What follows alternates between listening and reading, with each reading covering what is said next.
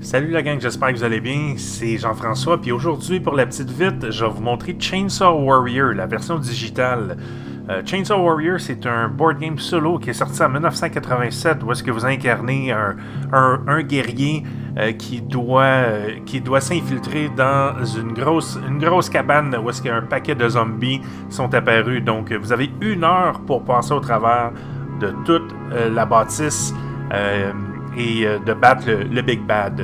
Ce qui est vraiment cool avec ce jeu-là, c'est qu'avec la version physique du jeu, venait une bande dessinée puis c'est recréé dans le jeu digital. Fait que la première chose que vous faites lorsque vous commencez le jeu, c'est que vous devez créer votre guerrier.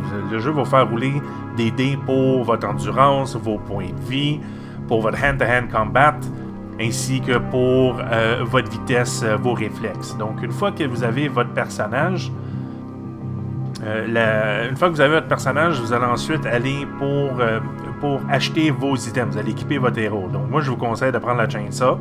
La chainsaw est super pratique. Puis en même temps, vous allez vous équiper de fusils, d'explosifs, d'items différents. Puis ce que vous voyez sur chaque item, comme exemple avec le lance-roquette, vous pouvez voir des chiffres en vert. Ou dans ce cas-ci, j'ai pris le lance-flamme. Tous les chiffres que vous avez vus en vert, c'est dans le fond, c'est ce que vous devez rouler sur 2 des 6. Vous devez rouler le chiffre au plus bas pour frapper votre target. Fait que c'est pas mal cool. Fait qu'une fois que c'est fait, vous avez un deck de 54 cartes que vous devez passer au travers 2 fois. Il faut les passer une à la fois. Lorsque vous tournez les cartes, ça se peut que vous n'allez rien trouver. Peut-être que vous allez tomber sur des rats, comme que vous voyez présentement. Puis notez qu'en haut de l'écran, vous avez 1 heure pour compléter le jeu. Donc, à chaque carte que vous tournez, vous allez gaspiller du temps. Donc là, dans ce cas-ci, on va essayer de faire un combat. Je fais un combat pour... j'essaie de tirer les rats parce que je veux pas me faire frapper. Donc, une fois que vous décidez d'utiliser un fusil, le jeu va tout d'abord voir si vous êtes assez rapide. Dans ce cas-ci, vous voyez les statistiques d'éclair, vous voyez un 11, ça veut dire qu'à chaque fois que je vais vouloir utiliser une arme à feu, je dois rouler 11 ou moins sur 2 dés. Donc, je suis quand même assez rapide par rapport à ça. Donc là, présentement, ce qui est vraiment cool, c'est que je viens de tomber sur un passage secret, puis je vais skipper les 11 prochaines cartes. Donc ça, c'est une façon de gagner du temps. Une fois que vous avez passé au travers du passage secret, ben là, c'est ça. Ici, je vais vous montrer à quoi ressemble le hand-to-hand combat. Vous voyez le chiffre 7 sur ce zombie. Donc, à la base, il fait 7 de dommages, ou il fait 7 d'attaque, plus on roule 2d6 pour ajouter sur le zombie. Dans ce cas-ci, on voit un 8 d'attaque. Puis après ça, ce que vous faites, c'est que vous prenez votre hand-to-hand combat. Dans mon cas, à moi, j'utilise la chainsaw. J'ai 12, j'ai le maximum qu'on peut avoir. Puis après ça, vous roulez les dés puis vous comparez les résultats. Faut faire attention, des fois, il y a des monstres qui vont faire du radiation damage, comme on vient de voir. En fait, ce mutant-là, c'est un des monstres les plus toughs que j'ai rencontré. Il fait de base 16 d'attaque, puis il te fait du radiation damage. Ça m'est jamais arrivé, mais comme vous voyez au bas de l'écran, j'ai 4 radiation damage sur mon endurance de 20. Je présume que si jamais ça se rend jusqu'au bout, des mauvaises choses vont arriver. Puis c'est ça. Donc ça m'a pris plusieurs coups. On voit que j'ai essayé de l'attaquer plusieurs fois, puis à chaque fois que vous manquez votre coup, vous mangez 1 point de damage. À un moment donné, j'ai juste décidé, c'est quoi, je vais essayer de le tirer.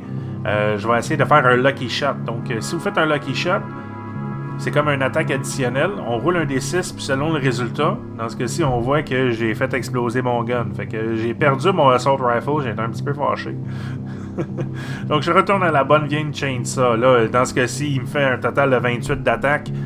C'est impossible pour moi d'être capable de faire 28 avec mon... moi, j'ai 15 de base, donc vous pouvez voir à quel point que le jeu il peut être difficile. Non seulement vous allez affronter des monstres, mais vous allez affronter également des pièges. Comme dans ce cas-ci, on fait un test de réflexe. Donc, je dois rouler 2 dés, je dois rouler 11 ou moins. J'ai roulé 8, parfait, j'ai réussi à éviter le piège. On continue dans la maison.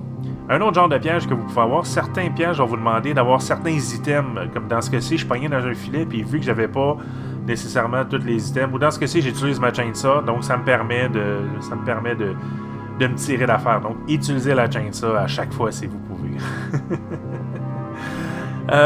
Ici, je vous montre un autre type de monstre que je vais essayer de brûler avec mon lance-flamme. Des fois, il y a des monstres qui vont avoir des habiletés spéciales. Comme dans ce cas-ci, c'est un Suicide Bomber. Donc lui, j'ai pas le choix, il faut que j'essaie de le tirer, sinon je vais manger du damage automatique. C'est un gars qui se fait exploser sur nous.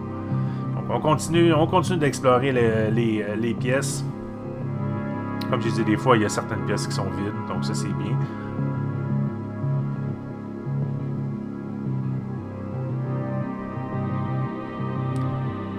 Ici, on voit que j'essaie de combattre un zombie.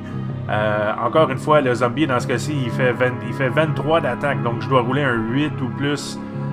Puis évidemment, je roule 7. Fait que je mange un autre de damage. Je suis rendu à 8 points de vie.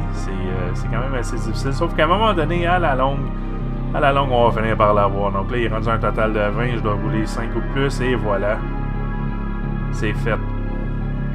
Des fois, vous allez tomber sur des ammo dump. Fait que c'est des cartes qui vous laissent soit recharger vos armes. Je ne sais pas si vous avez remarqué, mais chaque fusil a un certain nombre de coups que vous pouvez l'utiliser dans la case bleue en bas à droite. Comme dans ce cas-ci, on voit que le scope 4, je peux l'utiliser seulement une fois. Donc, vous pouvez soit faire un refill de votre ammo de tous vos fusils, sinon vous pouvez essayer de trouver des nouvelles items. Puis certains monstres viennent en batch. Comme dans ce cas-ci, je t'arrête de battre un agent qui venait avec 2 autres zombies. J'ai tué le premier, j'ai tué le deuxième. On va essayer de se débarrasser du agent à coup de chainsaw. Et voilà. Et voilà, je me suis débarrassé du agent. Parfait. Donc, ça ressemble au jeu. Qu'est-ce qui est vraiment spécial, c'est qu'une fois que vous avez passé au travers du paquet de 54 cartes, vous devez le passer une deuxième fois, puis les monstres sont beaucoup plus difficiles. Puis comme vous pouvez voir dans ce cas-ci, je me suis rendu près de la fin, mais il me manquait un item. C'était impossible pour moi de finir le jeu, donc c'était game over. Donc c'était Chainsaw Warrior. J'espère que vous avez aimé ça, puis j'espère vous revoir la prochaine fois pour une autre petite vite avec les boules à mythes.